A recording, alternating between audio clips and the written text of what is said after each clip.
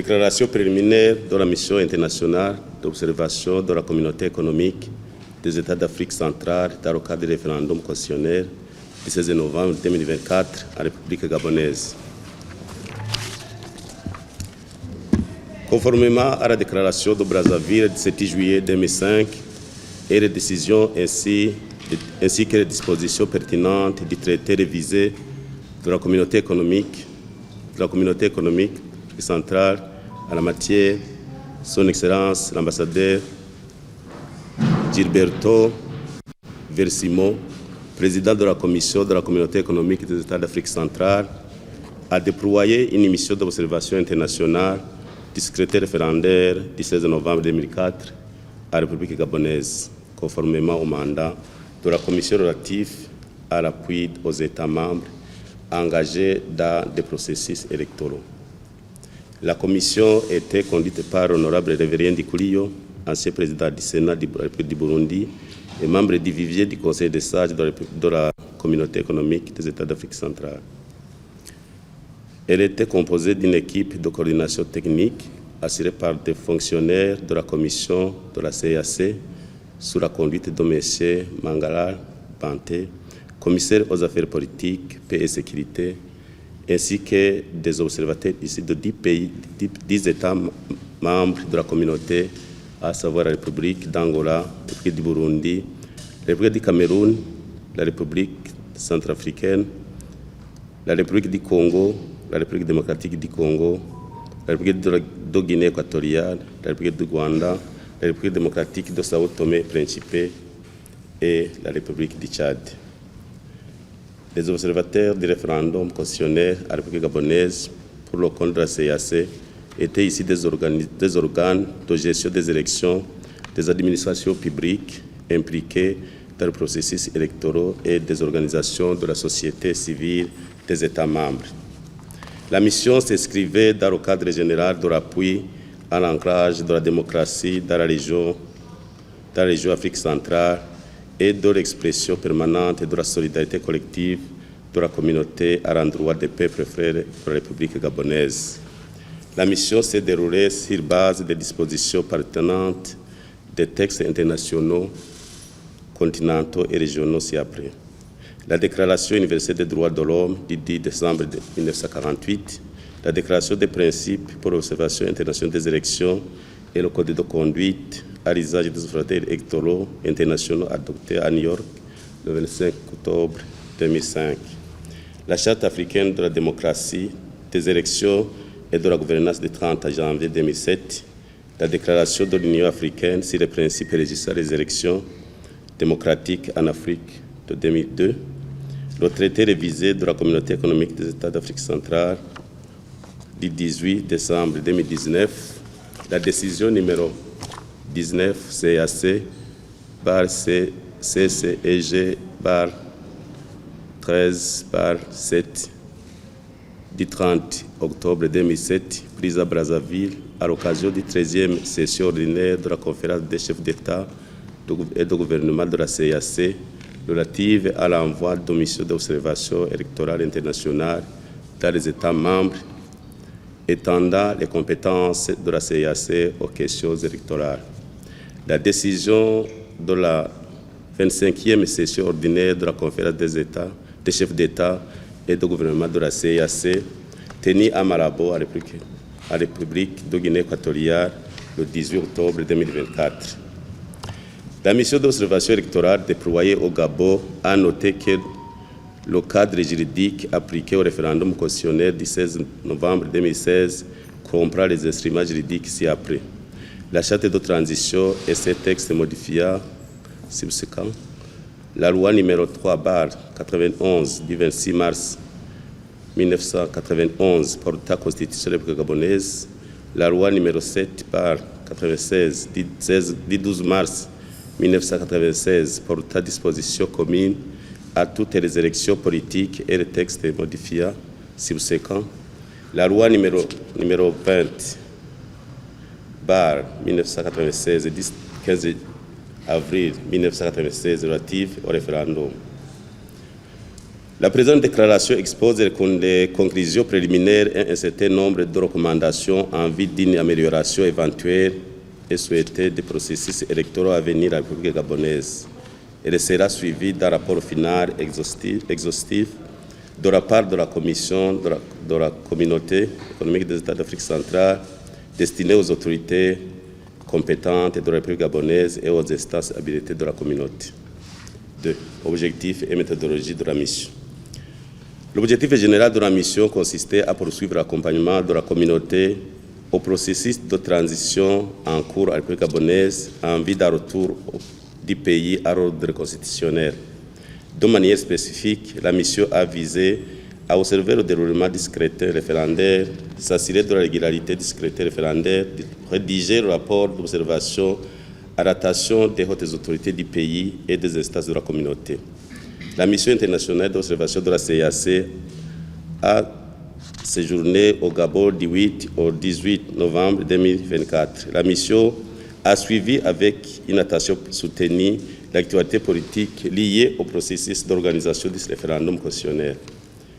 Elle a également été attentive au déroulement de la campagne référendaire avant d'observer le scrutin proprement dit.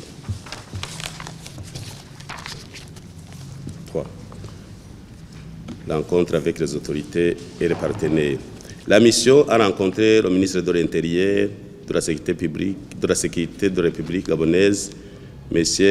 Herman, pour échanger sur le processus référendaire en cours. Elle a également rencontré, dans le cadre de l'échange des bonnes pratiques et des expériences, d'autres missions nationales et internationales déployées sur le terrain, notamment le réseau des observateurs citoyens, le réseau des observateurs chrétiens, l'ONG Malaki, la Commonwealth, l'Union européenne et l'Union africaine. Contexte politique et sécuritaire. Le référendum constitutionnel tenu le 16 novembre 2024 à la République gabonaise est intervenu dans un contexte de transition politique commencé le 30 août 2024, à la suite de la prise du pouvoir par le Comité pour la transition et la restauration des institutions. Il s'inscrit dans le cadre des actions retenues par les autorités en vue de favoriser le retour du pays à l'ordre constitutionnel et devrait être suivi par les échéances électorales prévues pour 2025 et censées mettre un terme à la période de transition. La prise du pouvoir par le comité de transition pour la transition et la restauration des institutions était consécutive aux controverses et irrégularités ayant émaillé les élections générales du 26 août 2023. Selon le comité de transition pour la transition, ces élections n'avaient pas rempli les conditions d'inclusivité, de transparence et de crédibilité. Présidé par le général de brigade Brice Oligui Nguema, qui assure également les fonctions de président de transition, le chef de l'État, le comité pour la transition a alors non seulement annulé les élections de 26 août 2023, mais aussi dissous la plupart des institutions de la République, le Parlement, le Sénat, l'Assemblée nationale et le Centre gabonais des élections. De nouvelles institutions furent mises en place en vue de conduire la période de transition. En outre, un dialogue national a été organisé à Libreville du 2 au 30 avril 2024. L'Assemblée, près de 600 délégués représentant les institutions étatiques, les partis politiques, les organisations de la société civile, les confessions religieuses et la diaspora, et ayant pour mission principale d'élaborer le chronogramme définitif de la période de transition et de lever les grandes options relatives à la future organisation institutionnelle du pays. En application des résolutions du dialogue national, il a été mis en place un comité constitutionnel national qui a élaboré l'avant-projet de constitution. Cet avant-projet a été soumis aux institutions de la transition avant sa présentation au peuple gabonais dans le cadre du référendum du 16 novembre 2024. La campagne électorale. La mission a eu l'occasion de suivre la campagne référendaire. Elle a noté un sens élevé de responsabilité et de tolérance du peuple gabonais dans son ensemble, y compris les acteurs politiques. Toutefois, la mission a noté que dans le texte du projet de constitution n'était pas facilement accessible au grand nombre de citoyens, particulièrement dans sa version imprimée. Observation du vote. La mission a déployé 10 équipes composées en binôme dans le Grand Libreville, à Port-Gentil, à Lambaléné et Antoum. Ouverture du bureau de vote. Conformément aux dispositions prises par le ministère de l'Intérieur et de la Sécurité, autorité exclusive chargée de l'organisation du référendum constitutionnel, les bureaux de vote étaient appelés à ouvrir à 7 h du matin et à accueillir les électeurs jusqu'à 18 h. Dans la pratique, la disposition relative à l'ouverture a été respectée, bien que par endroits, l'ouverture a été retardée par l'arrivée du matériel de vote et la nécessité de nettoyer les bureaux de vote. Accessibilité des bureaux de vote. La mission a noté que les bureaux de vote situés majoritairement dans les établissements scolaires étaient La mission a noté que les bureaux de vote situés majoritairement dans les établissements scolaires étaient facilement opérables et accessibles aux électeurs. Cependant, dans les zones à relief accidenté, certains centres de vote avaient des bureaux à des niveaux élevés, qui rendaient difficile l'accès aux personnes à mobilité réduite. Matériel électoral. La mission a noté que le matériel électoral était disponible en quantité suffisante et conforme aux standards dans la plupart des bureaux de vote visités. Cependant, certains électeurs éprouvaient des difficultés dans la manipulation de des enveloppes préposées aux bulletins. Personnel électoral. La mission a relevé que le personnel électoral était au complet et courtois, bien que faisant preuve d'un niveau moyen de maîtrise des procédures de vote. Elle a noté un nombre important de femmes et de jeunes parmi les membres des bureaux de vote. Cependant, les membres des bureaux de vote ne portaient pas de tenue uniforme pouvant faciliter leur identification. En outre, la mission a noté qu'à certains endroits,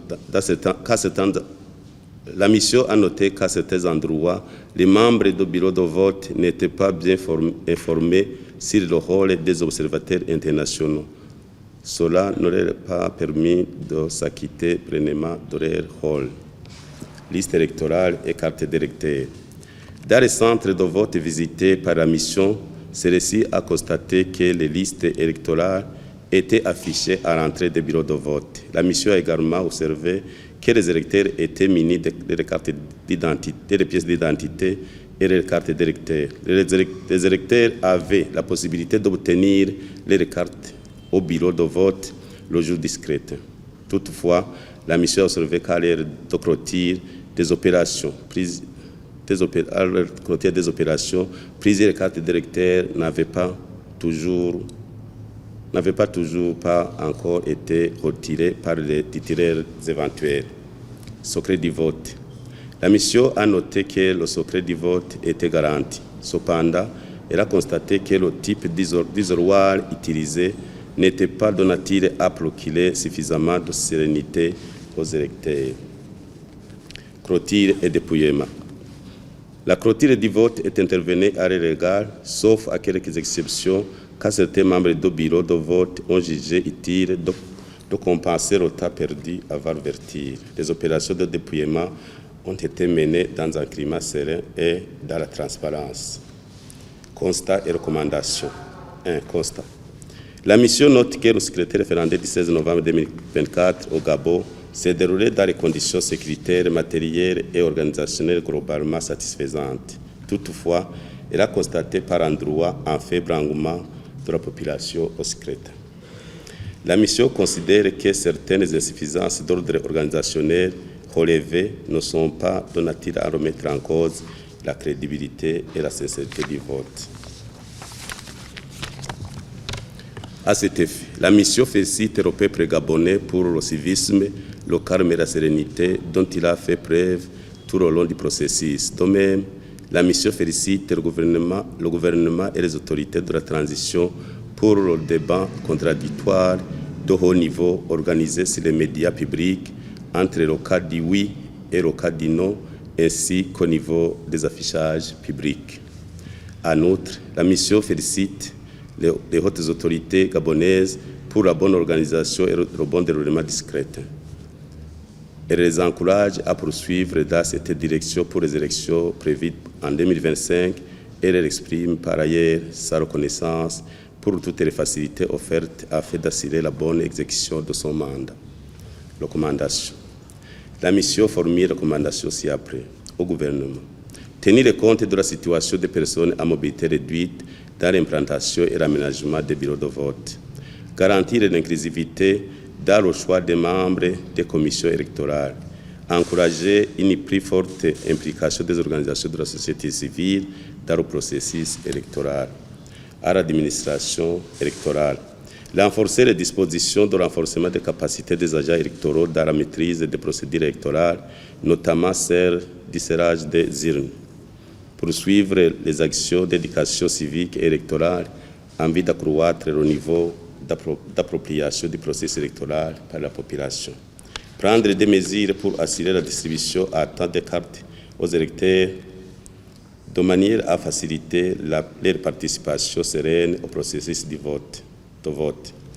Prendre toutes les dispositions nécessaires pour doter les bureaux de vote en matériel et en particulier les isoloirs répondant aux normes et standards internationaux. Prendre les dispositions nécessaires pour assurer que les électeurs puissent accéder facilement aux matériaux et documents relatifs au processus de vote. Doter les agents électoraux de matériel de visibilité afin de bien les distinguer des autres acteurs du processus électoral. Prendre les dispositions nécessaires à l'effet de l'approcher les bureaux de vote des électeurs, particulièrement en zone rurale. Fait à Libreville, 18 novembre 2024, pour la mission d'observation internationale de la CAC, Honorable Nicolas Léverier, chef de mission internationale d'observation de la CAC, ancien président du Sénat de la République du Burundi et membre du Conseil des sages. Je vous remercie.